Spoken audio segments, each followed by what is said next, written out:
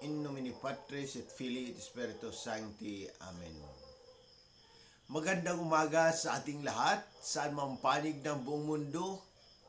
Mga nakikinig at nanonood ngayon, atin naman pakinggan ang mabuting balita ng Panginoon ayon kay San Lucas. Glory to you, Lord Jesus Christ. Noong panahong iyon, nagpunta si Jesus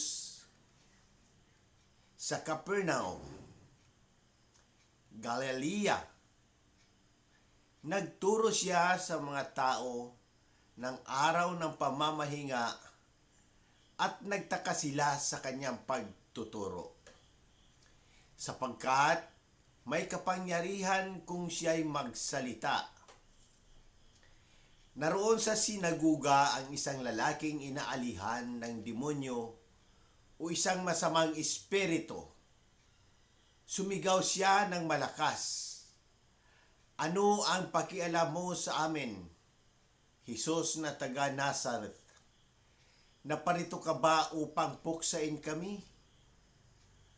Alam ko kung sino ka, ikaw ang banal ng Diyos." Subalit pinagwikaan siya ni Jesus, "Tumahimik ka, lumayas ka sa taong iyan." At sa harapan ng lahat, ang tao'y inilugmok ng demonyo at iniwan ng hindi man lamang sinaktan.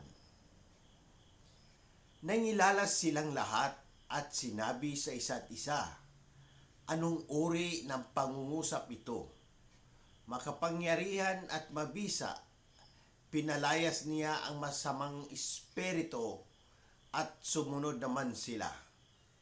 At kumalat ang balita tungkol kay Jesus sa buong lupaing iyon. Ang mabuting balita ng Panginoon. Praise to you, Lord Jesus Christ. Pagnilayan natin bilang Romano Katoliko sa mabuting balita at sa unang pagbasa at paggunita sa dakilang Papa San Gregorio, pantas ng simbahan. Sa mabuting balita ngayon, nakita natin si Jesus sa Capernaum. Ang kanyang pagtuturo ay may kakaibang kapangyarihan na nagpataka at nagbigay galak sa mga tao. Hindi lamang siya nagsalita ng may otoridad, kundi ipinakita rin niya ang kanyang kapangyarihan sa pagpalayas ng masamang espiritu mula sa isang tao. Nakita ng mga tao ang kanyang otoridad at nagulat sila sa kanyang kapangyarihan sa mga salita at gawa. Makikita natin sa Ebanghelyo ang dalawang mahalagang tema.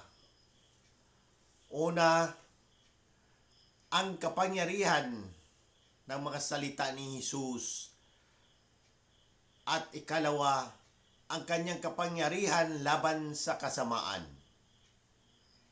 Ipinapakita dito na ang mga salita ni Jesus ay hindi lamang kaalaman, kundi may tunay na bisa na may kakayahang magbago at magpalaya sa tao mula sa anumang uri ng kasamaan. Makapangyarihan ng kanyang salita dahil nagmula ito sa kanyang pagka-Diyos. Siya ang banal ng Diyos na naparito upang iligtas tayo mula sa kapangyarihan ng kasalanan at demonyo. Sa unang pagbasa mula sa sulat ni San Pablo sa mga taga-Korento, ipinapaalala sa atin na ang kalaman sa pamamagitan ng Espiritu Santo.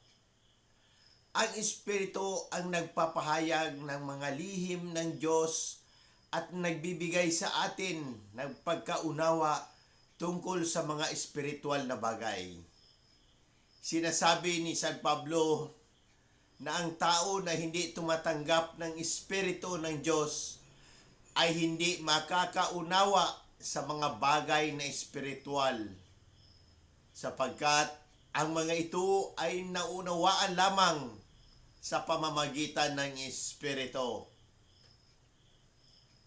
Sa parehong mga pagbasa, makikita natin ang kahalagahan ng pagkakaroon ng bukas na puso at isipan sa presensya ng Diyos.